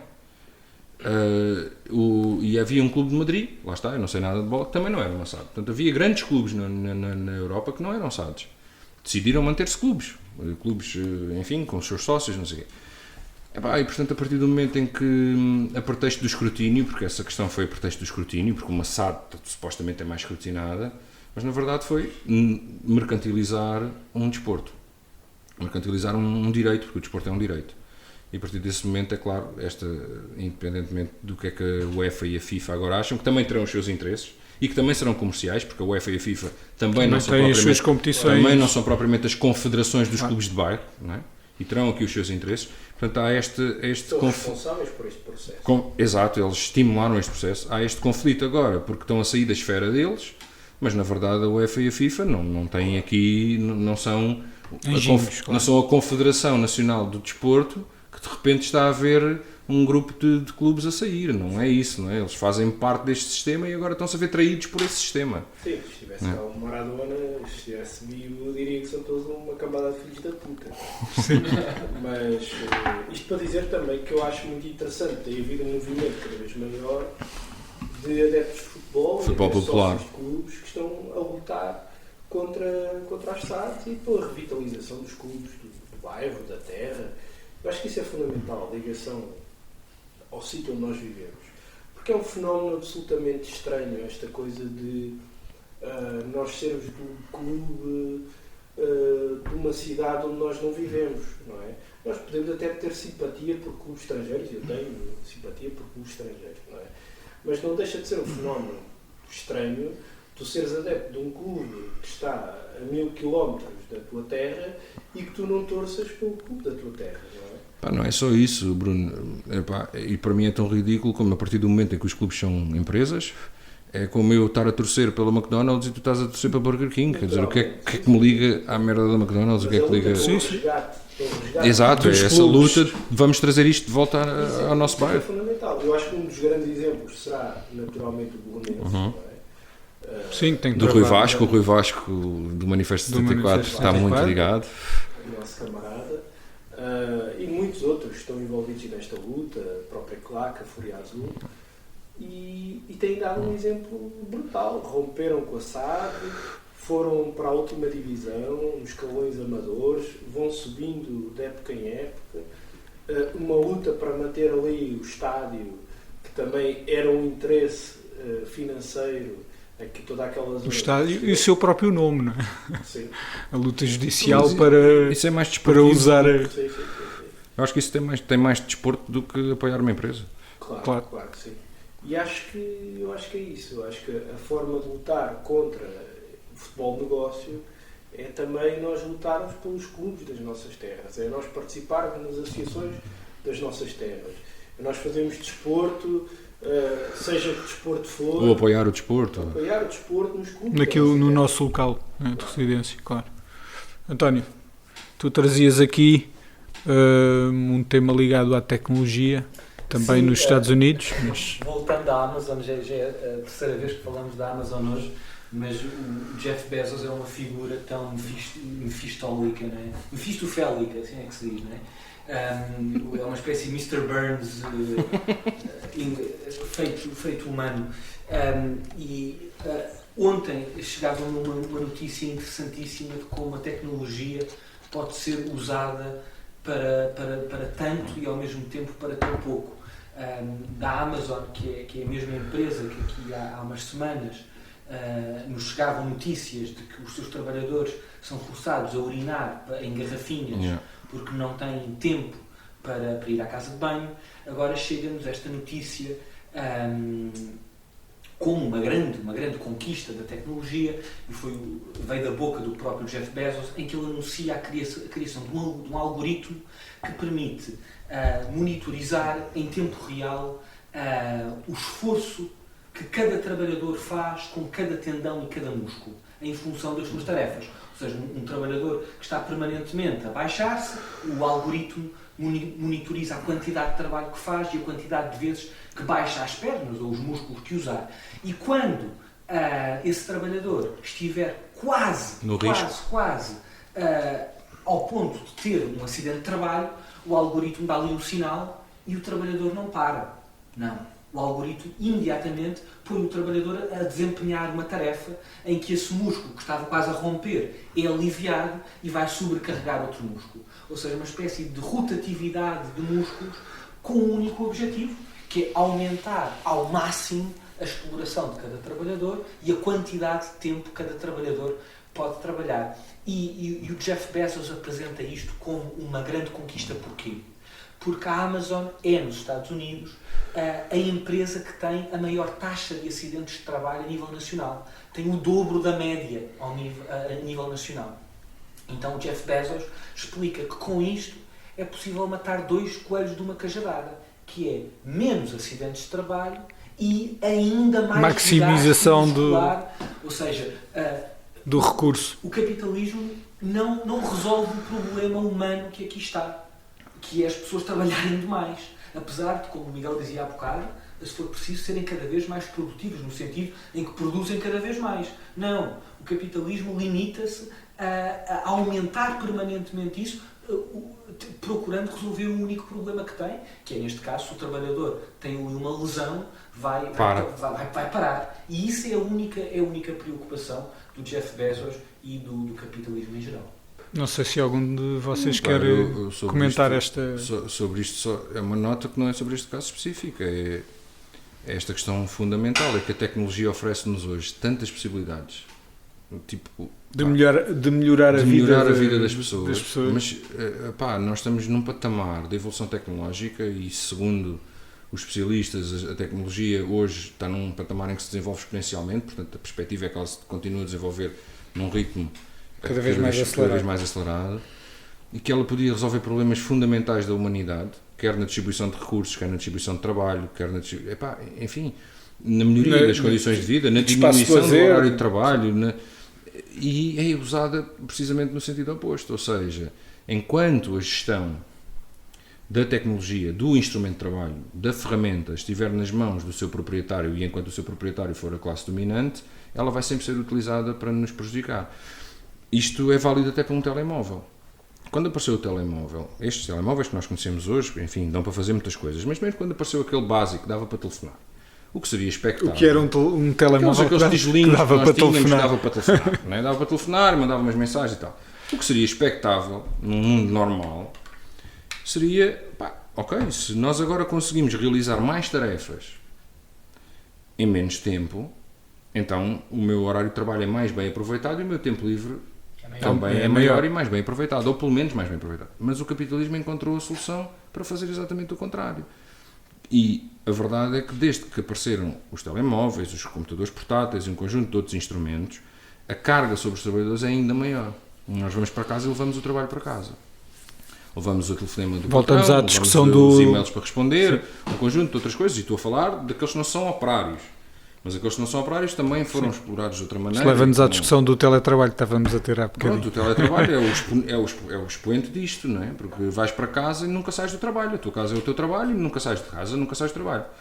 Mas esta tecnologia, numa organização diferente do trabalho, permitiria empregar mais pessoas.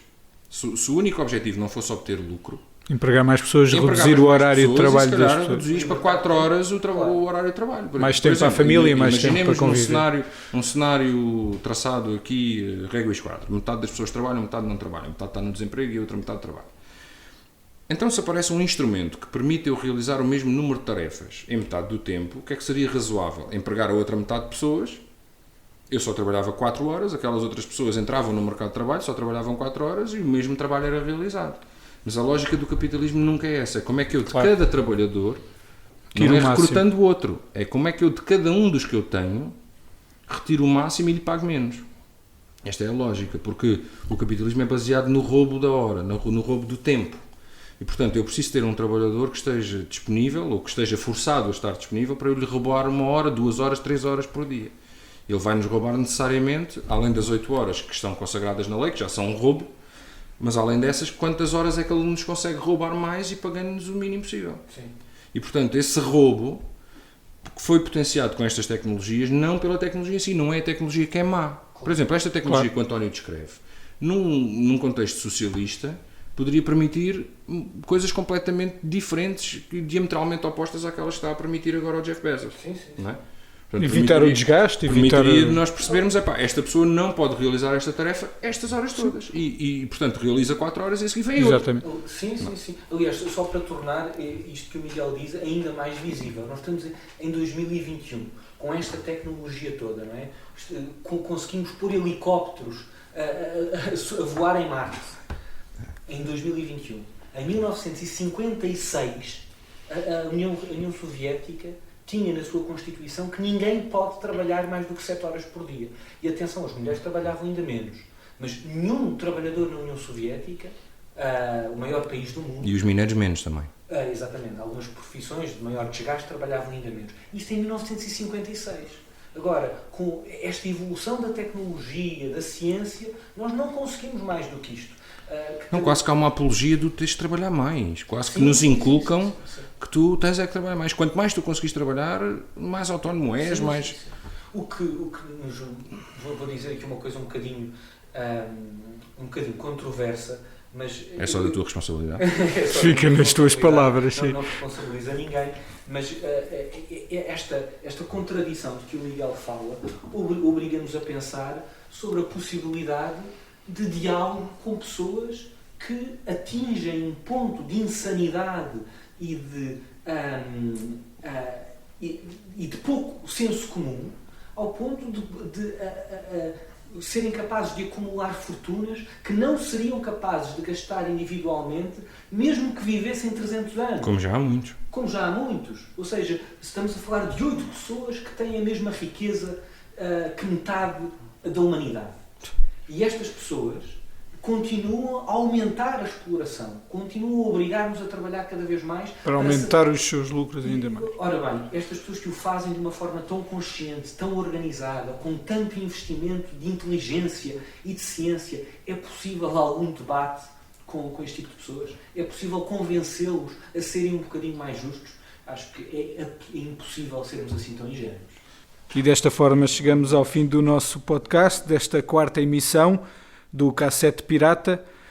Já sabem que podem encontrar as nossas publicações escritas em imagem e faladas em www.manifesto74.pt e nas nossas redes sociais. Nós voltamos a marcar encontro no próximo podcast da Cassete Pirata. Não.